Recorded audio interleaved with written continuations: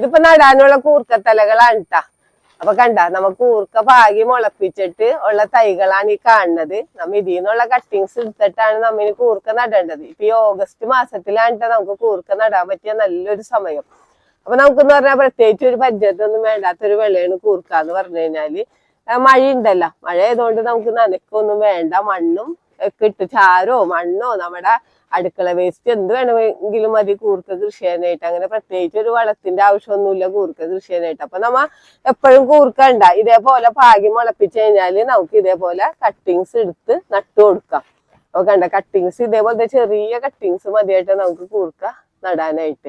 അപ്പൊ നമ്മ HDPയുടെ ചട്ടിയിലാണ് കൂർക്ക നടാൻ പോണത്. നമ്മ 3 വർഷം മുമ്പ് മേടിച്ച ചട്ടിയാണ്. ഇപ്പോഴും കണ്ട ഒരു കുഴപ്പമൊന്നുമില്ല, ഒട്ടും വെയിറ്റ് ഇല്ല. അതാണ് ഇതിന്റെ ഒരു പ്രത്യേകത എന്ന് പറഞ്ഞാൽ. കണ്ട നമുക്ക് ഇനി ഇത് ഒരുപാട് നാള് നമുക്ക് ഇത് യൂസ് ചെയ്യുകയും ചെയ്യാം. നമുക്ക് ടെറസിലൊക്കെ നടാൻ പറ്റിയൊരു വെക്കാനൊക്കെ പറ്റിയ ചട്ടി നമുക്ക് എവിടെയൊക്കെ വേണമെങ്കിലും മാറ്റി വെക്കാനൊക്കെ പറ്റും. വെയിറ്റ് ഇല്ലല്ലോ ഇതിന് ഒട്ടും തന്നെ.